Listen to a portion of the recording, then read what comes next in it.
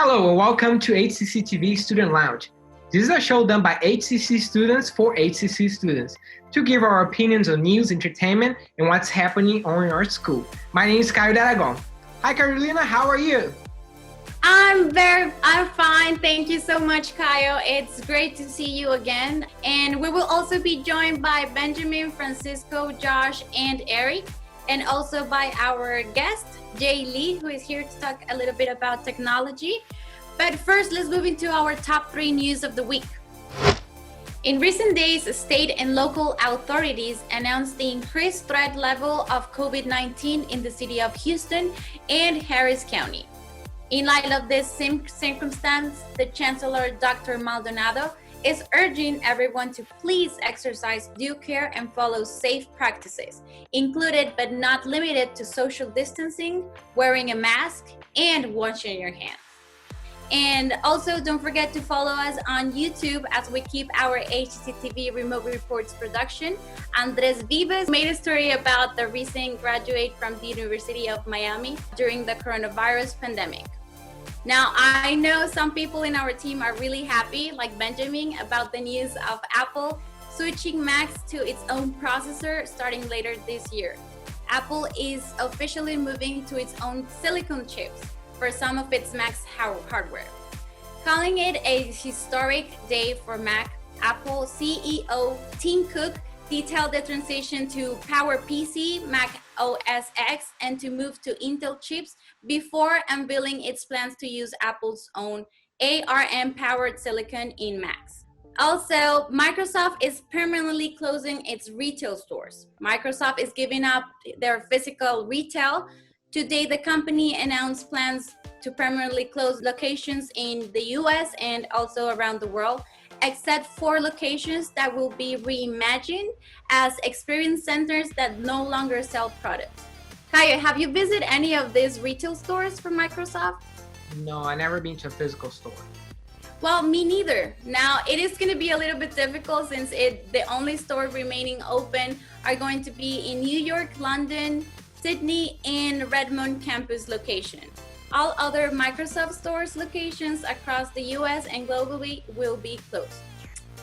Now let's begin our first topic, PC/Windows versus Mac. Now, after the huge news of Apple in revealing how they are switching to its own processor, let's see how these two operating systems are trying to keep up with the new technology in today's era.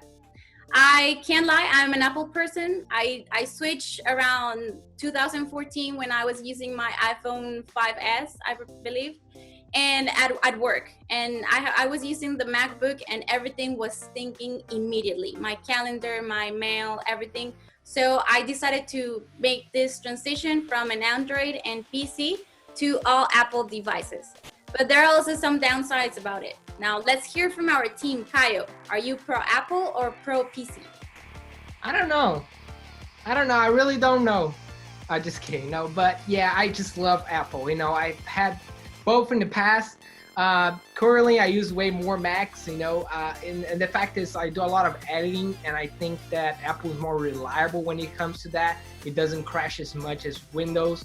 And it's a really powerful machine, especially on the go, So I have the MacBook Pro and I need to do editing sometimes with Starbucks, now when all this COVID situation happened, but before, when I could go anywhere, sometimes I like to go to Starbucks, edit some photos, or even take to Brazil when I go see my family. I want to be able to, have a powerful machine where I can do all the work remotely. So, Mac was always on my list. And in addition to that, I also have an iPhone. And of course, they communicate better with each other than Windows. So if I need to send any files to my computer, I just use AirDrop. I don't lose any quality, and it just looks amazing. And even if I'm browsing on my phone, and I want to see on the computer, just click one thing and boom, the browser open up at the same website that I was looking at. So I will side with Apple on this time. But if I was a gamer, I would definitely go with Windows. It's just because most games are only available for Windows and it just works better. But that's why I have an Xbox, But eventually, when I have the money, I would definitely invest in Windows just so it could game me properly. And that's my thoughts for now. So I'm with Apple. And I'd like to hear what Josh has to say. Well, usually it all comes down to whatever is best for your specific needs. But personally, I'm a PC user. There's plenty of reasons why, but PCs are more cost effective. They're simple. You can customize or build them however you like. The operating system, I believe, is more responsive and you have more control over it. Think of it like driving a manual is what a PC is like when you use Windows, and Apple and Mac OS is kind of like driving an automatic car. You have a lot more control of everything going on Windows. The hardware is more flexible and you can customize it to whatever you need specifically. Whereas on Apple, you get this all one fits all kind of device. And especially when it comes to security, not when it comes to viruses, because it's well known that PC is more susceptible to those. But just because Apple makes the operating system and the hardware for the Mac, whereas for PCs, Microsoft makes the operating system, but it could be any number of companies that make the actual hardware that you're using. Okay, Francisco.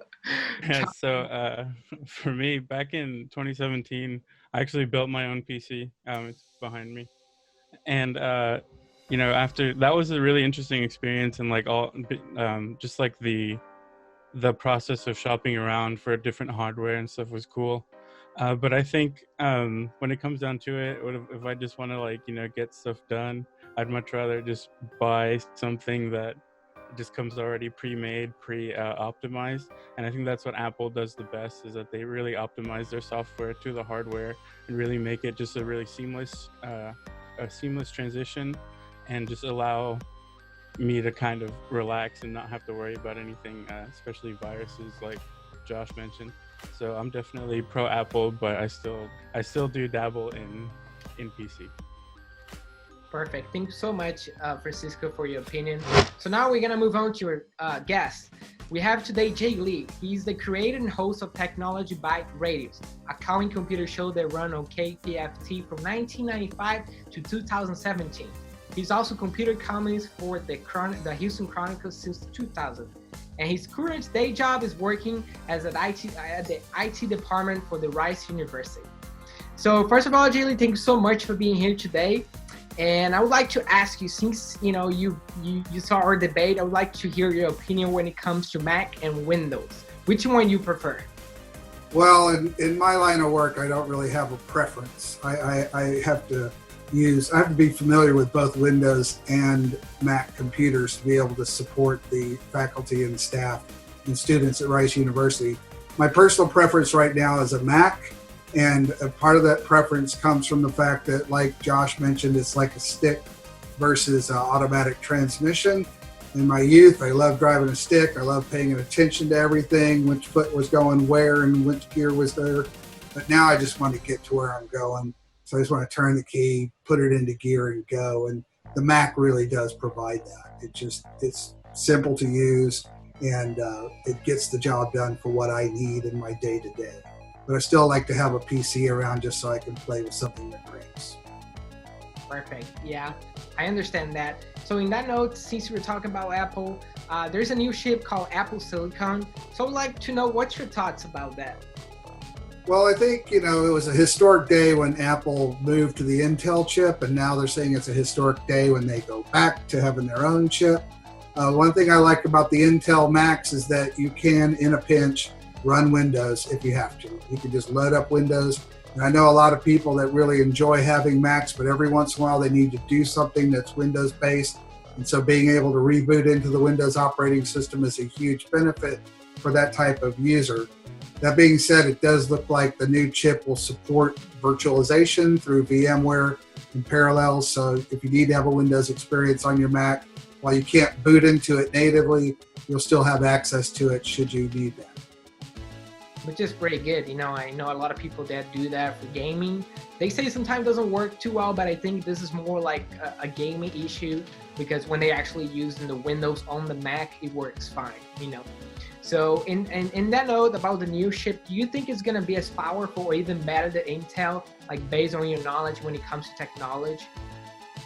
I think it'll compete with Intel. I just recently spec'd out a $35,000 Windows PC, and there are some chips, when you start talking about being able to run multiple cores and multiple chips with multiple cores, Mac just can't compete with that right now. But in terms of just a one chip, wonder for a computer, I think Mac stays very competitive, and the chip will probably help them do that because their operating system can tailor to that much more fluidly. Okay, yeah, that's a really good point. And as I was talking to Benjamin the other day, Apple knows exactly what we need, and a lot of people, I would say most people that edit like, Macs because of that reason. So I think that Apple could improve their, computers, work with Adobe and see what exactly they needed in order to, make it even better. So I think it's an interesting topic, and I'm really curious to see, I would like to know. Of course, before I even buy it, I'm gonna make sure I go to YouTube, because that's what I usually do, and I do like comparisons, and make sure that it runs smoothly and how it works, and and I'm really excited to go through it. But of course, I will wait first for the reviews and the unboxing to make sure it's really good.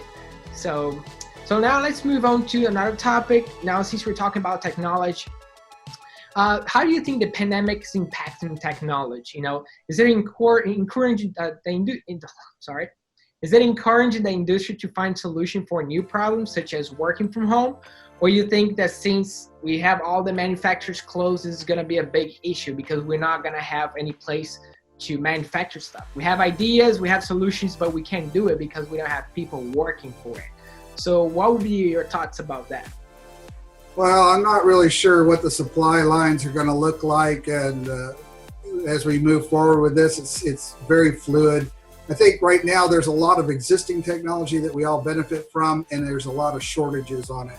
Webcams and even people that are maxing out and stressing their home internet access as they try to do Zoom and other online conferencing and stuff. So not so sure about innovation and new things coming along. I think we need to stay the course with being able to produce what we need right now. The technology's there. There's a lot of really good technology available.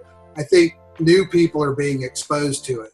New people are realizing, oh, I can do this online. I can do this from home. I need this, this, and this. And you go to Amazon and it's back ordered and you can't get it. So I'm more concerned about us being able to keep up with supply of the stuff that exists. And as you said, if they do come up with some new technology that's going to work better, will we have the ability to produce it? I don't know.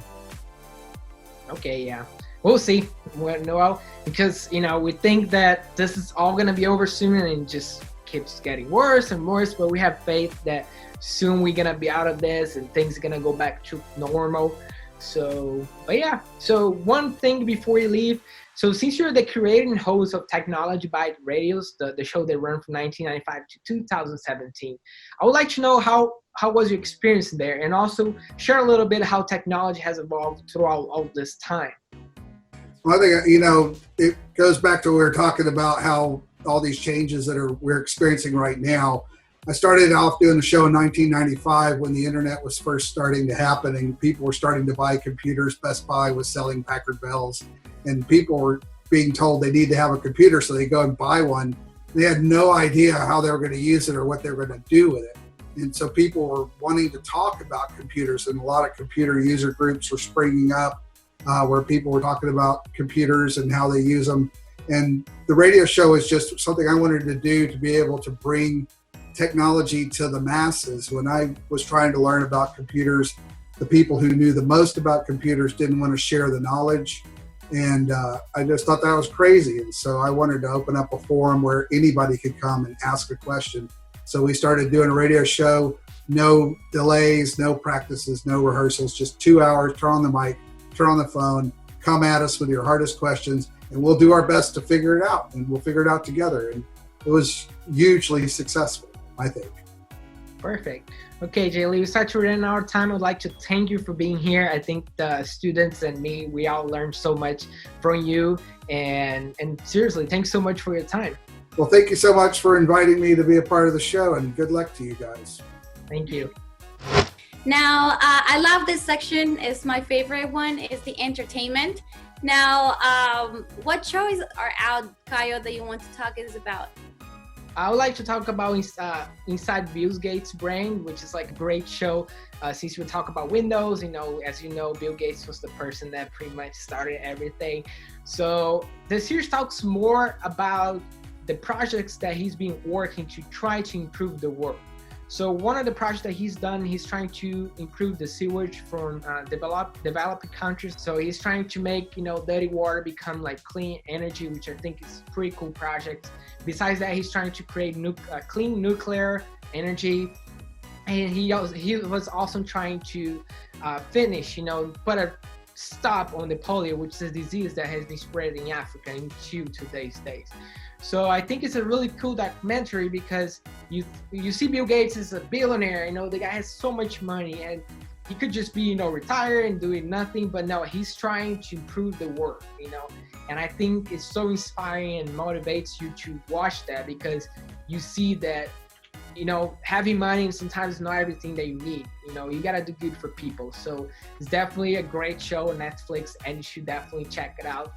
So now I'd like to hear what Benjamin has to recommend. Well, yeah, so I'm going to go ahead and recommend a book. It's a biography called Steve Jobs by Walter Isaacson. I think it's one of the best biographies I've ever read.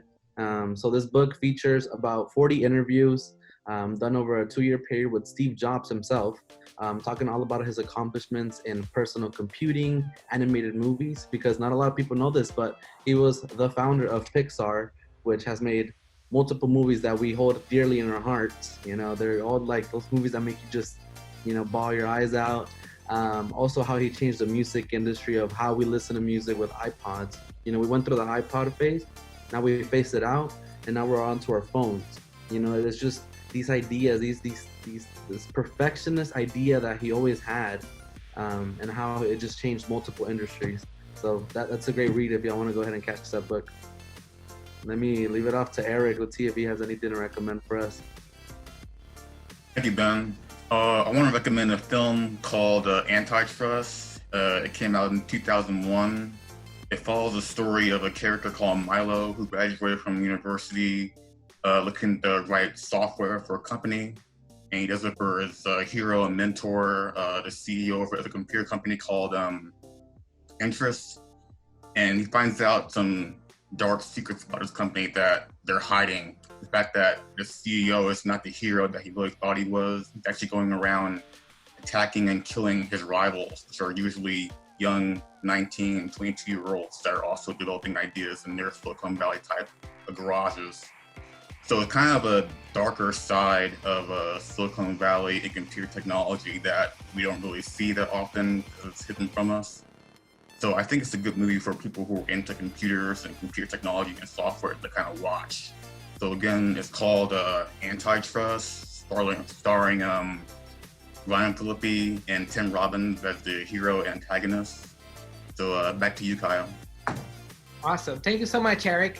So before you leave, sticking to the end because today we have a really good funny video that I chose. That's why it's funny. No, just kidding. But it's really good, so stay to the end because I'm so excited and I think it's really funny.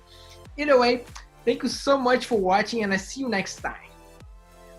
Thank you, Kyle, for picking this meme of the week. It is hilarious. It's about a dog. I'm not going to say anything. It's going to play after I'm speaking. And thank you for all the participants at the show and our guest, Jay Lee. It was valuable content over here. And we'll see you on the next episode of the Student Lounge. Thank you.